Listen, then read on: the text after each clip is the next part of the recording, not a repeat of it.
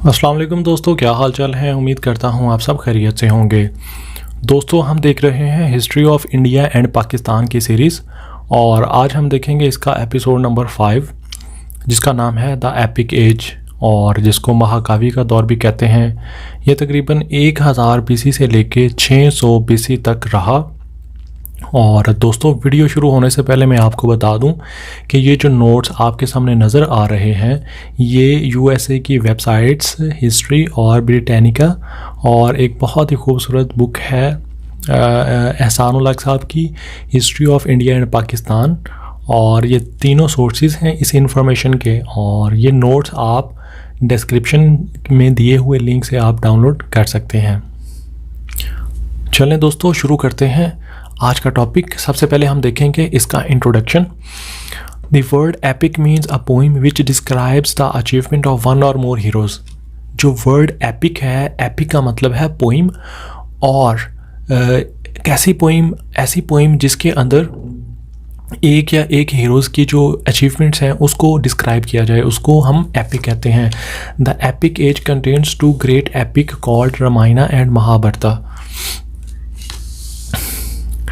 जो epic as है इसके अंदर बेसिकली 2 पोइम्स को लिखा गया है और वो जो 2 पोइम्स हैं वो कौन सी हैं, एक रामायण है और एक महाभारत है। The period in which both the epic were composed is historically termed as the epic age. तो इन शॉर्ट क्या कह सकते हैं कि एक ऐसा दौर जिसके अंदर ये 2 मेन और अजीम जो स्टोरीज़ हैं वो लिखी गई, 2 पोइम्स लिखी गई, एक महाभारत और एक रामायण। तो ऐसे दौर को हम एपिक एज कहते हैं। जेकोबी एंड मैकडोनल्ड से that the epics are based on mythology and their hero and heroine are not historical figures। 2 historians हैं, एक जेकोबी और एक मैकडोनल्ड। वो ये कहते हैं कि ये जो रामायण और महाभारत ये दोनों कुछ भी नहीं, हिस्ट्री में कोई इनकी वैल्यू नहीं है और ये सिर्फ मिथ हैं, इसका रियलिटी के साथ कोई ताल्लुक़ नहीं है।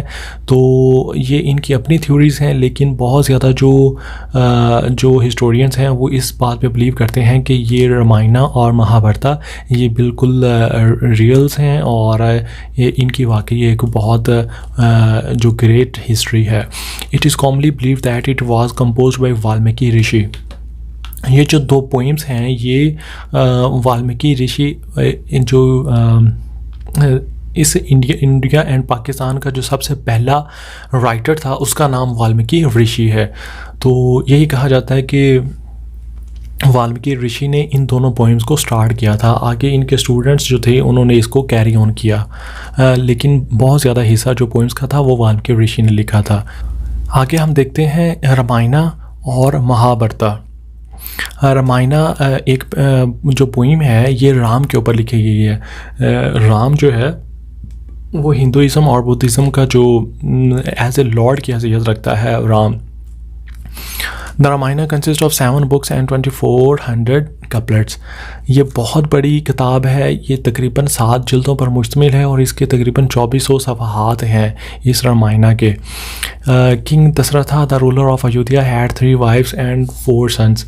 ये जो आपको पैराग्राफ नज़र आ रहा है ये बेसिकली राम की थोड़ी सी हिस्ट्री बताई गई है कि राम कौन था और इसका क्या बैकग्राउंड है। ठीक है, सबसे पहले मैं आपको थोड़ा इसकी समरी आपको बता देता हूँ कि इंडिया का एक इलाका है अयोध्या, अभी भी मौजूद है। ये फ़ैज़ाबाद जो है डिस्ट्रिक्ट इसका जो हेडक्वार्टर एज ए हेडक्वार्टर जो है काम कर रहा है अयोध्या। ठीक है, इसका 1000 BC के अंदर जो बादशाह था उसका नाम था दशरथा। इसकी 3 बीवियां थीं और 4 बेटे थे। इसकी पहली जो बीवी थी उसका सबसे बड़ा बेटा उसका नाम राम था। तो बादशाह दशरथा ने क्या किया कि अपने सबसे बड़े बेटे राम को अपना जो बादशाह है, सल्तनत का बादशाह मुकर्रर करने का ऐलान कर दिया पहले ही। और राम की शादी भी एक शहज़ादी के साथ हुई थी। वो शहज़ादी कौन थी? एक दूसरा इलाका था विदेहा सल्तनत का जो बादशाह जनाका था उसकी बेटी सीता के साथ राम की शादी हुई थी। The youngest queen Kaikeyi became jealous of Ram. पहले भी आपको बताया कि दशरथा की 3 बीवियां थीं और इसकी जो सबसे छोटी बीवी कैकेयी थी उसका जो बेटा था वो भी बादशाह बनना चाहता था। और जो कैकेयी थी वो राम से बहुत ज़्यादा जेलस थी। वो चाहती थी कि मेरा जो बेटा है भारता वो बादशाह बने। तो उसने बहुत सारी चालें चली, राम को तरह तरह के इल्ज़ाम के अंदर फंसाने की कोशिश की। तो वो अपने मिशन में कामयाब हुई। और जो दशरथा बादशाह था उसने क्या किया, राम को 14 साल के लिए मुल्क बतर कर दिया। Ram exiled for 14 years and भारता was made king of Ayodhya. Ayodhya का जो बादशाह है वो भारता बना दिया और राम को मुल्क बदर कर दिया। नेक्स्ट क्या हुआ, during exile Sita was cunningly stolen away by Ravana the king of Sri Lanka. हाँ जी, नेक्स्ट आ जाता है रावण। वो श्रीलंका का बादशाह था उस टाइम। उसको क्या हुआ, राम की बीवी सीता के साथ प्यार हो गया और वो उसको उठा के अपने मुल्क श्रीलंका में गया चला। तो राम ने क्या किया, हनुमान की जो मंकीज़ की आर्मी थी उसके साथ मिलकर रावण का मुकाबला किया और श्रीलंका के ऊपर हमला कर दिया। तो फिर राम को वहाँ से सक्सेस मिली। उसने रावण को शिकस्त दे के अपनी बीवी सीता को छुड़ा के वापस आ गया। और फिर क्या हुआ, after 14 years Rama went back Ayodhya and was crowned it's king. 14 साल के बाद बादशाह को भी पता चला कि राम के ऊपर बहुत सारे इल्ज़ामात लगे हैं, राम का कोई कसूर नहीं है। तो उसने क्या किया, दोबारा राम को ही आगे अयोध्या का बादशाह बना दिया। ठीक है, ये शॉर्ट सी स्टोरी थी राम की। यही जो स्टोरी है इसको डिटेल्ड में डिस्कस किया हुआ है रामायणा के अंदर। रामायणा बेसिकली राम की सक्सेस स्टोरी और अचीवमेंट्स के बारे में लिखी हुई है। ठीक है जी, नेक्स्ट है जी महाभारत। और ये बिल्कुल सेम रामायणा की तरह ही एक पोइम है और इसके अंदर जो स्टोरी है वो थोड़ा डिफरेंट है। इसके अंदर भारता को डिस्कस किया गया है और लास्ट में राम को डिस्कस किया गया था। हम देखते हैं जी आगे, Mahabharata is the longest poem in the world's literature. हाँ जी, तो इसको एक ये भी खूबी हासिल है कि ये दुनिया की सबसे जो लंबा लिटरेचर है वो महाभारत का है। इसमें क्या है, 90,000 stanzas most of which compose of 32 syllables। हाँ जी, तो इसके अंदर तकरीबन 90,000 स्टांजाज हैं। मींस के जो एक पोइम के अंदर जो एक बंद होता है ना, 4-5 लाइनों का जो बंद होता है उसको स्टांजाज कहते हैं। तकरीबन 90,000 इसके स्टांजाज थे।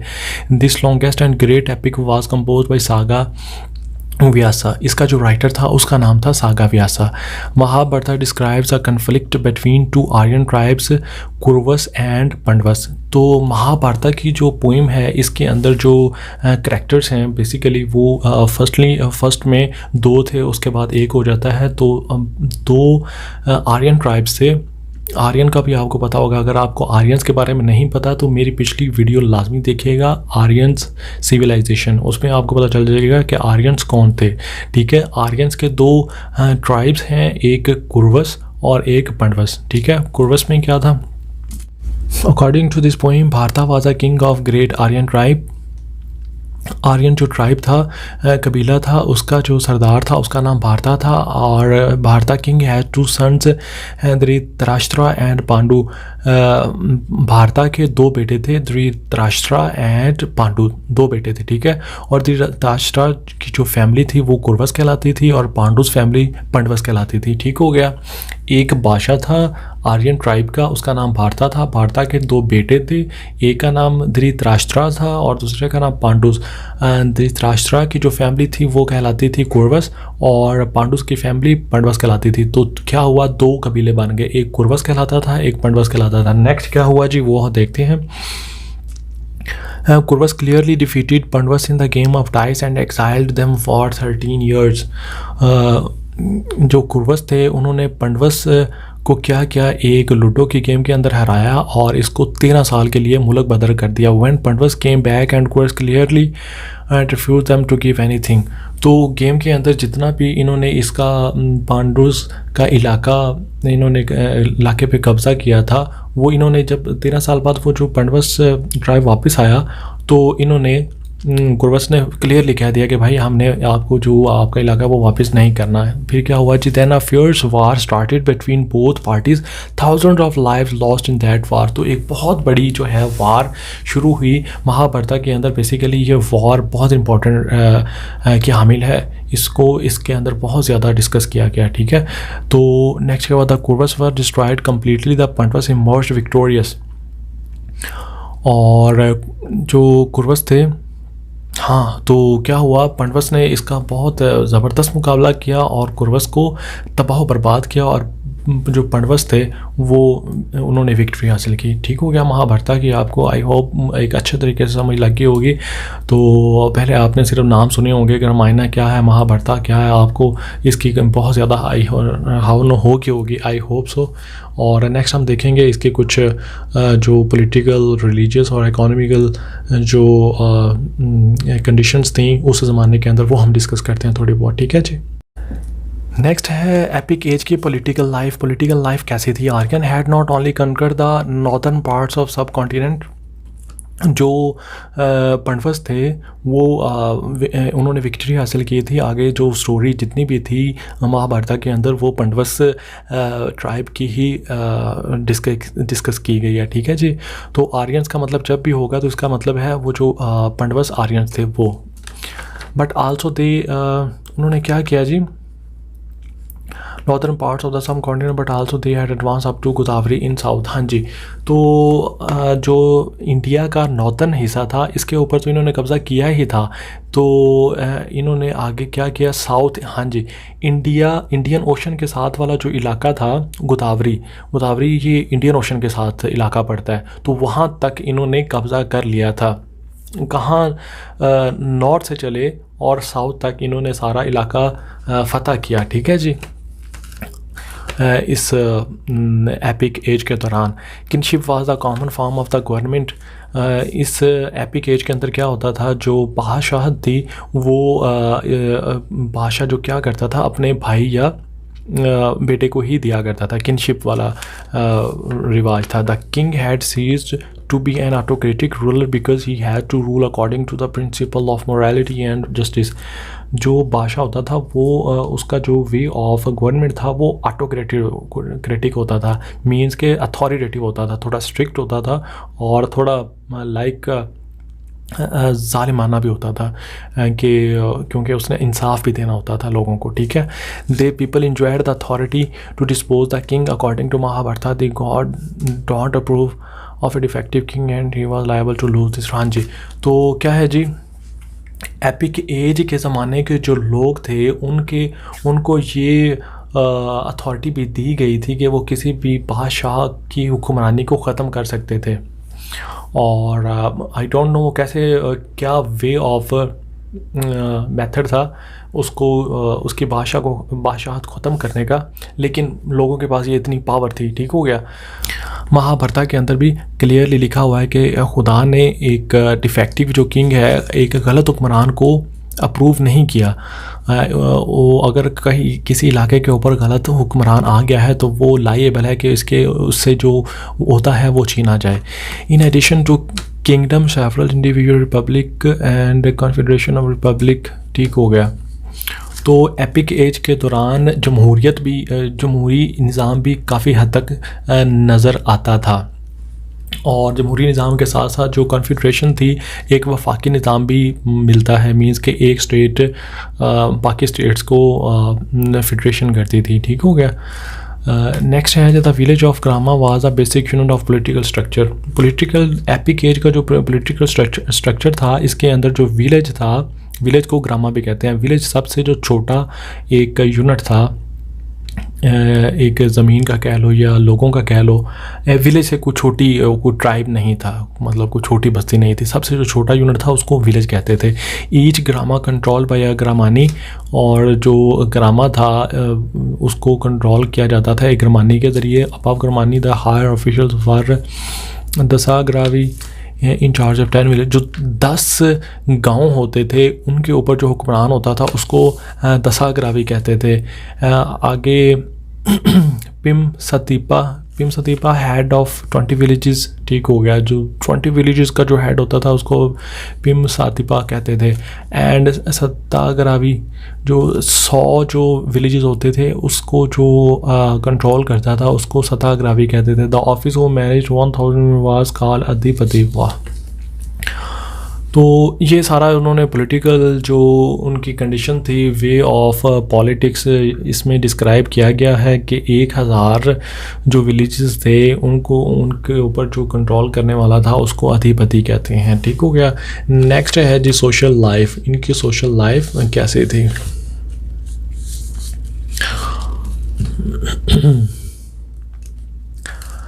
Universalization of culture introduce liberal trends in society, क्योंकि हर तरफ कल्चर था तो कल्चर की वजह से बहुत से लोगों के अंदर लिबर्टी आ गई थी माहौल के अंदर, मींस के उनके वे ऑफ थिंकिंग और वे ऑफ लाइफ जो थी उसमें लिबर्टी शो होती थी। The status of woman suffered and institution of marriage didn't remain a serious proposition और एट ऑल। जो वुमेंस थी वो किसी हद तक वो सफ़र्स करती थी, ठीक है, और जो मैरिजेस थी वुमेन की वो भी ज़रूरी नहीं थी। कुछ ऐसी भी एग्जांपल्स मिलती हैं कि एक हाई स्टेटस वाली जो वुमेन थी उन्होंने शादी नहीं की उस दौर के अंदर। Polygamy and polyandry both became the order of the day, ठीक है, जो एक से ज़्यादा बीवियाँ भी रखते थे लोग और औरत जो है वो एक से ज़्यादा खामद भी रखती थी। पॉलीएंड्री का मतलब एक से ज़्यादा खामद रखना और पॉलीगैमी का मतलब एक से ज़्यादा बीवियाँ रखना। King Dasharath kept 3 wives and princess Draupadi married 5 Pandavas. वही कह रहे हैं कि जो द्रौपदी थी उसके 5 हस्बैंड थे और किंग दशरथा की 3 बीवियाँ थी। It was a common sight to see people losing their wife in gambling. जुए के अंदर लोग जो अपनी बीवियाँ हार जाते थे। Normally a common woman didn't enjoy much freedom in matter of their marriages, ठीक हो गया। जो गरीब और कॉमन औरत थी, घर की लड़की थी, वो अपनी मैरिजेस के हवाले से अपनी इतनी आज़ाद नहीं थी, ठीक है, उसको बड़ों की मर्ज़ी से शादी करना पड़ती थी। ये आजकल भी ऐसा हो रहा है। और in the rich families the woman selected their husband through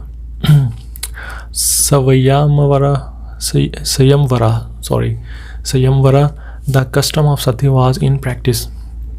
जो रिच फैमिलीज़ की औरतें थीं वो क्या करती थीं, संयमवरा होता है कि एक इवेंट होता है जिसके अंदर बहुत सारे जो मेल्स हैं वो पार्टिसिपेट करते हैं और एक रिच फैमिली की जो वुमन है वो उसमें से अपना हस्बैंड सेलेक्ट करती है। The custom of sati was in practice. Sati का बारे में आपको पता होगा कि जब एक वुमन का हस्बैंड की डेथ हो जाती है तो वो अपने आप को जला लेती है या लोग उसको जला देते थे। The institution of prostitution flourished in the late Vedic period. तो प्रोस्टिट्यूशन वाला जो मैटर है वो अर्ली एज में तो नहीं था, बाकी लेटर वैदिक पीरियड में ये इन प्रैक्टिस थी। Married woman used coloured clothes whereas the widow wore white dresses. शादीशुदा औरतें रंग बिरंगे कपड़े पहनती थीं और जो बेवा थी वो सिर्फ वाइट ड्रेस ही पहनती थी। ये देखें कि ये अभी 2100 की सदी भी चल रही है, 2100 ये और 1000 साल वो कर लें, तकरीबन 3100 बनता है। मोर दैन 3000 ईयर्स अगो ये रस्म चलती थी और आज भी ये चलती है, ठीक है, इंडिया के अंदर। नेक्स्ट है religious condition. Epic age witnessed great transformation in the religious concepts. तो एपिक एज के अंदर एक बहुत बड़ी ट्रांसफॉर्मेशन आई है। मीन्स के लोग पहले कुछ खुदाओं को पूछते थे और इसी एपिक एज के अंदर उन्होंने अपने नए खुदा ढूंढे और अपना वे ऑफ जो प्रेयर था वो भी चेंज किया, ठीक है। The rituals of simple nature worship were replaced by more complex religious believes, ठीक हो गया। एक सिंपल वे ऑफ प्रे जो था, वे ऑफ वर्शिप था, उससे वो इन्होंने चेंज करके एक बड़ा कम्प्लेक्स सा इन्होंने सिस्टम बना दिया इसी एपिक एज के दौरान, ये 400 साल के अरसे के दौरान, ठीक है। The Vedic deities like Indra deities means भी लॉर्ड्स होते हैं खुदा। Varuna and Surya were superseded by gods such as Brahma Ganesh Vishnu. हाँ जी, तो कहते हैं कि पहले सिर्फ 1-2 खुदा थे, इंदिरा वरुणा एंड सूर्या, लेकिन उसके बाद इन्होंने अपने आप को बहुत ज़्यादा कम्प्लेक्स किया और बहुत ज़्यादा इन्होंने खुदा ढूंढ लिए। एक ब्रह्मा, गणेश, विष्णु एंड शिवा, ये सारे इन्होंने सारों की पूजा शुरू कर दी। The doctrine of avatara became popular in Rama and Krishna were worshipped as incarnation of Vishnu. तो क्या करते थे कि अपने अंदर जो स्पिरिचुअलिटी लाने के लिए इन्होंने क्या किया, इनकारनेशन करते थे विष्णु की। Bhagavad Gita comprising the philosophy of karma acquired great popularity as religious ascription. Bhagavad Gita आज भी गाई जाती है, आज भी पढ़ी जाती है। तो ये उस दौर के अंदर भी 3100 साल पहले भी ये भगवद गीता गाई जाती थी। Another notable feature of epic age was the doctrine of karma and rebirth became an essential part of the religious belief. ये देखें जी, जो हिंदुइज्म एंड बुद्धिज़्म के अंदर आज भी कॉन्सेप्ट है कि दोबारा जन्म लिया जाएगा, तो ये तकरीबन 3000 साल पहले भी ये कॉन्सेप्ट पाया जाता था कि दोबारा हमारा जन्म होगा और हमें किसी भी शक्ल के अंदर दोबारा इस दुनिया के अंदर भेजा जाएगा। ये तकरीबन 7 जन्म होते हैं या कितने होते हैं। खैर ये बहुत पुराना कंसेप्ट है और ये it's very sacred to the Hinduism and Buddhism. तो आई होप सो आपको ये आज का जो टॉपिक है वो काफ़ी ज़्यादा समझ आया होगा। तो दोस्तों, इस जैसे बहुत सारे टॉपिक्स के बारे में जानने के लिए हमारा चैनल ज़रूर सब्सक्राइब करिएगा।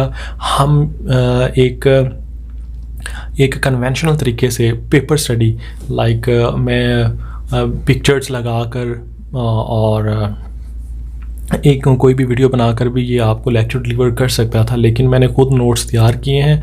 एक कन्वेंशनल तरीका लेके चल रहा हूँ कि आपको किस नोट्स के ऊपर से पढ़ा कर समझाया जाए। ठीक है, ये नोट्स आप इजीली लिंक से आप डाउनलोड कर सकते हैं। तो ये इंशाल्लाह पूरी सीरीज़ चलेगी इंडिया एंड पाकिस्तान की हिस्ट्री की टिल अप टू डेट। ठीक है, तो दोस्तों, अगर आपको ये वीडियो पसंद आई हो तो चैनल लाजमी सब्सक्राइब करिएगा।